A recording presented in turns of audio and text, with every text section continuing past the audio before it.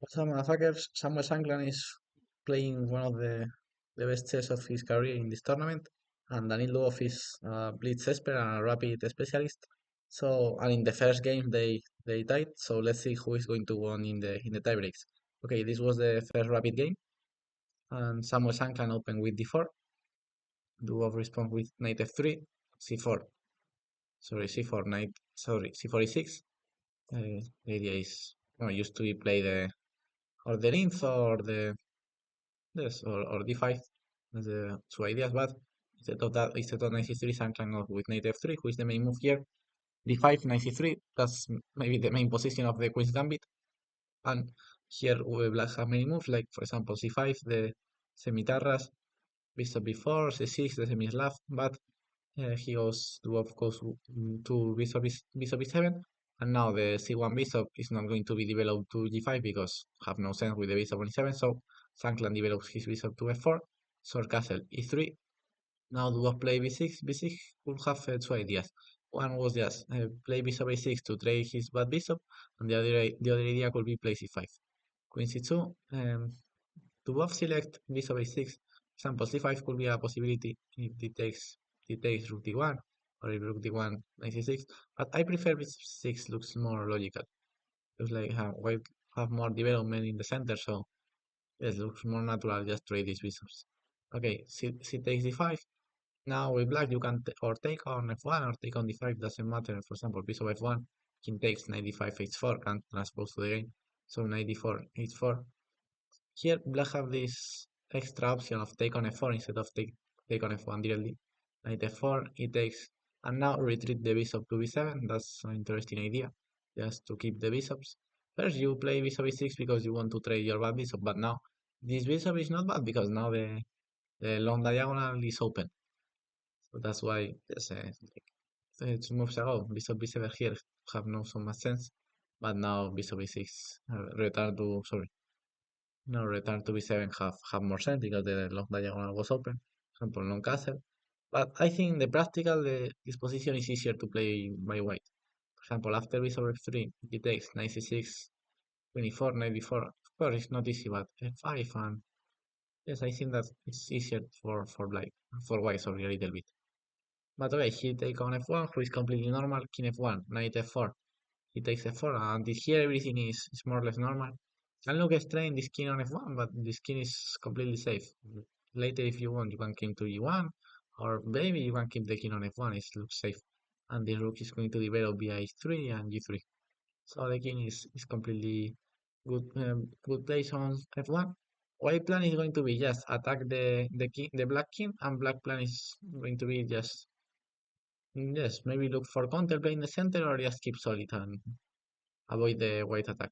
So 97, still developing pieces, logical move. Rook d1, making the same, c6, f5. So logical. Yeah, I really like this breakthrough because this pawn is double, so now you trade the a6 pawn who is a good defender and you can with the queen to the attack. Knight f6 and now knight e5, really good move, attacking c6, rook c8 and h5. And until here both players are playing so good to be a rapid, no, not to be a rapid game, they are playing perfectly. Who have more, but of course who have more merit in a rapid game. Now both players doesn't understand well the position because the both play bishop before who is a mistake. Here black should avoid a6 playing a6 himself, sorry, a6 avoiding a6. Now for example g4, knight d5 and rook h3, but still a white position is more pleasant. So in the practical I really like white position. The machine doesn't say so much advantage, but I think that is easier to play with white. For example, e4 rook h3 and white is attacking, and the knight is so well placed on e5. Or here b5 was another option because black is threatening to play b4, who is like stronger like a6, because if a6 now d6, and later if you move the queen, now b4 is coming and b4 is so annoying. So here white should play sorry h3 a3. Now with black you have two options, or finally you play a6, stopping a6, or still trying to put problems in the queen side with a5 followed by b4. That could be more interesting ways. But especially the concept of h6 was so interesting. Bishop b4, and Shankland doesn't understand the concept of h6. Of course, he knows that pawn on h6 is annoying. He of course knows that. But and I remember that he made once a very good game in the London in the London system with this plan of h5, h4, h5, h6. I remember that he won a very good game of in the London, but okay, in this game he just think that was stronger to play rook h3, maybe followed by rook g3 and defend the third rank.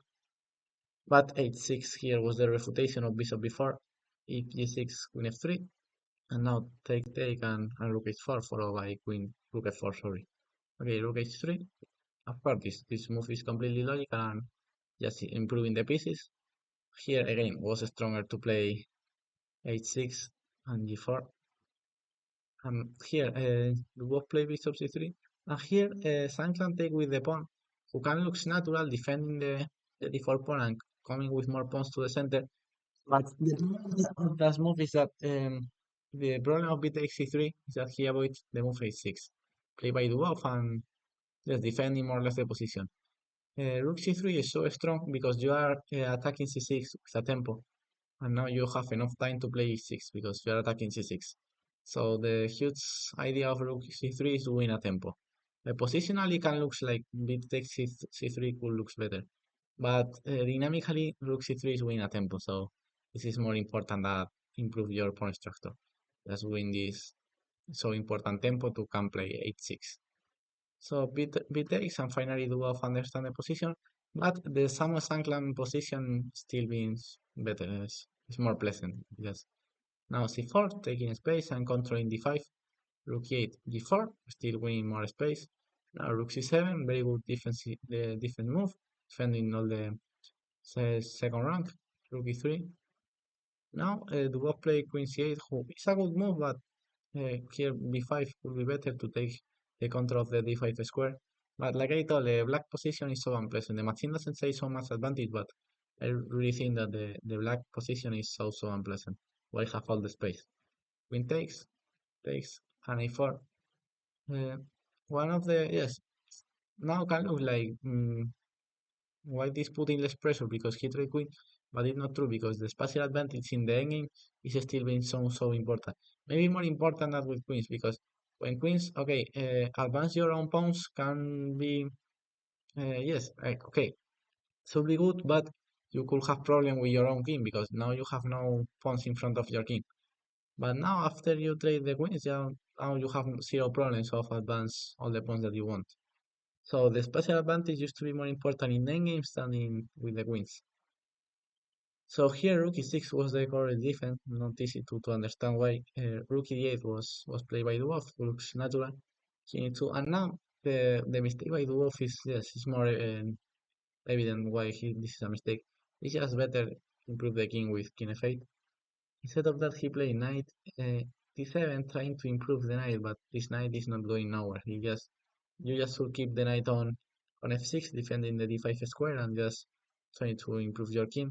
Later, okay, you can play king f8, and if f4, maybe something like rook d6.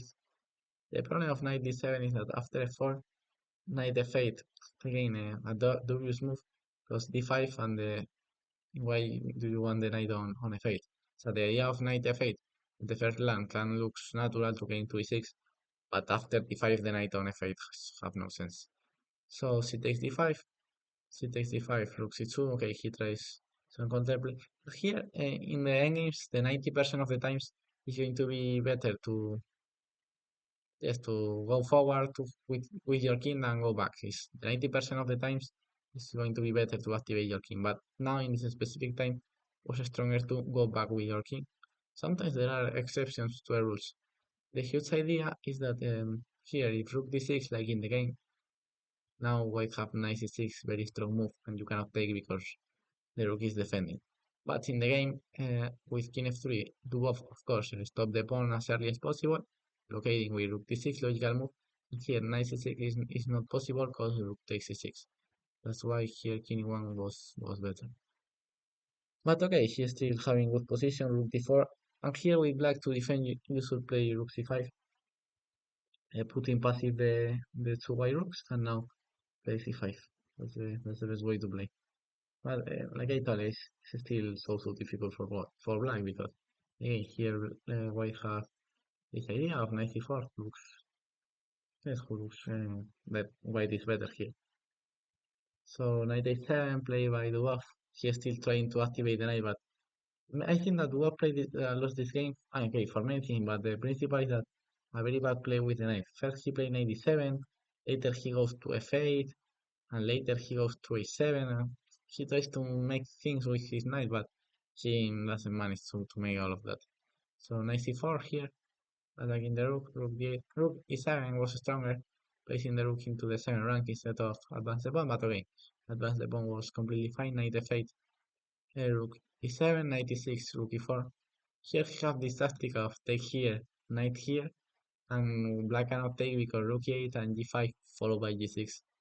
A very interesting idea. But okay, d7 is still winning.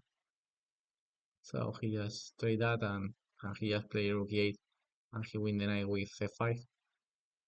And I watching that on live and this surprised me because with rook e4 he's just winning the knight too.